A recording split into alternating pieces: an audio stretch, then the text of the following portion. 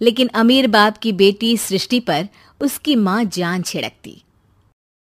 मेरी बेटी कितनी प्यारी है, भगवान सबको सृष्टि जैसी बेटी दे। सृष्टि धीरे धीरे बड़ी होती है। एक दिन सृष्टि की सहेली कहती है, तू दिखने में कितनी अजीब सी है, लेकिन मैं जानती हूँ हम सब में सबसे अच्छी शादी तो तेरी ही होगी। तेरे पापा अमीर जो हैं। और बता नहीं सकते यार, दहेज तो हर कोई देता है, ये क्या ज्यादा ले जाएगी अपने पति के लिए? अरे बड़े शहर में कोठी है इसके पापा की। अरे पापा की है ना, कौन सी इसकी है? इसकी होती तब तो कोई भी लड़का इससे शादी कर लेता। अरे पापा की मतलब पापा की है तो मेरी ही है ना? किसने कहा? अब तेरी तो तब होगी ना जब तेरा भाई ना हो। वैसे भी शादी के बाद सारी प्रॉपर्टी भाई के नाम होती है। सृष्टि समझ जाती है कि उसे किसी भी हालत में माँ बाप की सारी प्रॉपर्टी को अपने नाम करना है, लेकिन कैसे? एक दिन सृष्टि का भाई शीनू कहता है, बहन क्या कर रही है? तुझसे एक बात करनी है। अरे हाँ हाँ करना, मैं तो तेरी बहन हूँ। बहन मेरी लाइफ में ना एक लड़की है, बहुत अच्छी है। मैं सोच रहा हूँ माँ और पापा से बात करूँ शादी के लिए। सृष्टि को समझ में आ जाता है कि भाई की शादी होते ही भाभी उसे एक दिन भी घर में बर्दाश्त नहीं करेगी। क्या बात है भाई, बताना कौन है वो? यार वो बहुत अच्छी लड़की है, पढ़ी लिखी है, मेरे साथ जॉब भी करती है। बस एक प्रॉब्लम है। हाँ प्रॉब्लम? क्या प्रॉब्लम है भाई?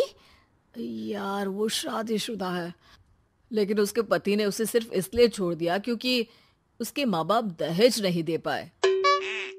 सृष्टि ये सुनकर न जाने क्यों खुश हो जाती है। अरे भाई तो क्या हुआ, लड़की तुझे तो पसंद है ना? शीनू को लगता है कि बहन उसे समझ रही है। वो इस बात से अनजान होता है कि उसकी बहन की मंशा पूरा घर हड़पने की है।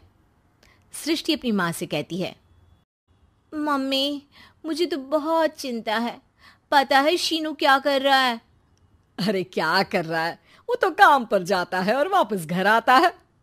नहीं ना माँ, वो यही तो नहीं कर रहा, बाकी सब कर रहा है। आपको पता है उससे प्यार है, और वो भी एक शादीशुदा लड़की से। हैं? ये क्या हो गया? मैं सोसाइटी में क्या मुंह दिखाऊंगी? अरे तेरे पापा तो यही कहेंगे कि मैंने ही उसे बिगाड़ दिया है। माँ देखो, मेरी बात मानो, पापा पर भी विश्वास करने की जरूरत नहीं है। अब आप ही बताओ, पापा इतनी देर घर के बाहर रहते हैं क्यों? बोलो। अरे बेटा वो तो नौकरी करते हैं ना। तू बहुत भोली है माँ, पापा का ऑफिस तो 7 बजे खत्म हो जाता है, लेकिन देखो कितनी देर से आते हैं। अरे नहीं नहीं बेटा, ऐसी कोई बात नहीं है। सृष्टि माँ को एक औरत से बात करते पिता की फोटो दिखाती है।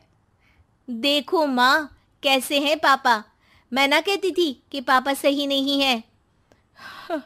मैं तेरे पापा से बात करूंगी, दे फोटो मुझे। ओ माँ वो तो डिलीट हो गई।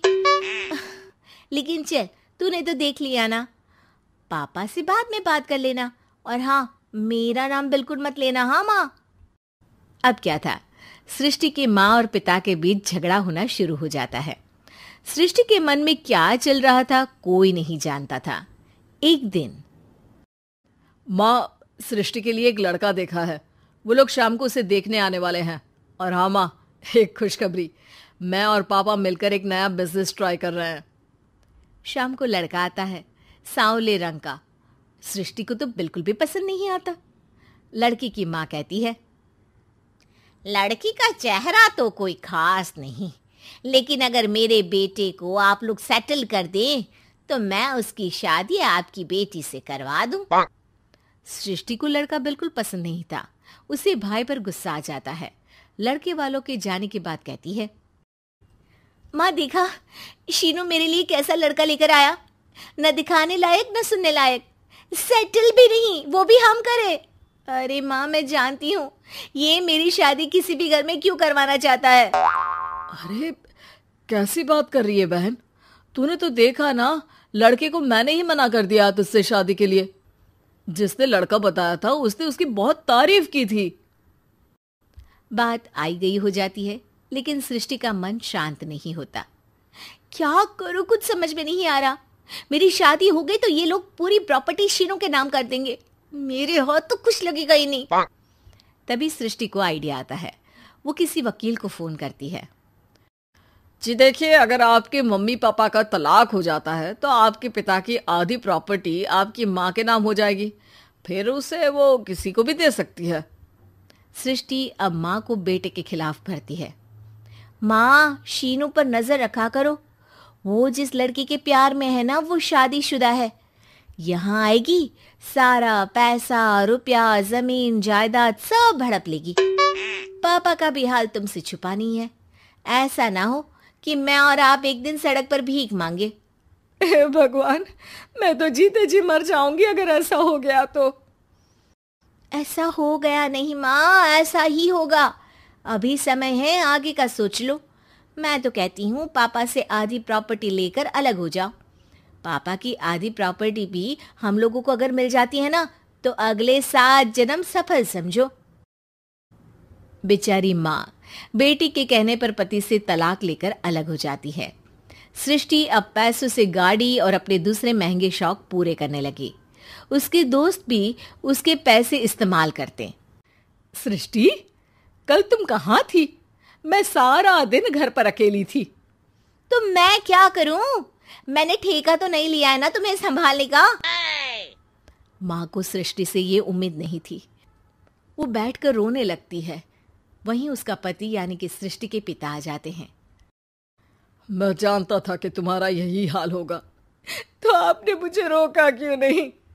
मैं रोकता तो तुम रुकती क्या? सृष्टि के कहने पर तुमने मुझ पर अपने बेटे पर शक किया, लेकिन तुम ये भूल गई कि कैसे हम दोनों ने मिलकर जीवन में इतना सब खड़ा किया। माँ पति के गले लग जाती है। मुझे माफ कर दीजिए, मैंने आपकी कमाई का एक बड़ा हिस्सा गवा दिया। कोई बात नहीं, तुम साथ हो तो मैं ऐसी 7 प्रॉपर्टी खड़ी कर दूंगा। तभी वहां सृष्टि आ जाती है रोते हुए। माँ, मयंक ने मुझे छोड़ दिया। वो बोल रहा था जब तक मेरे पास पैसे थे तब तक ही वो मेरे साथ था। पापा, माँ, मुझे माफ कर दीजिए।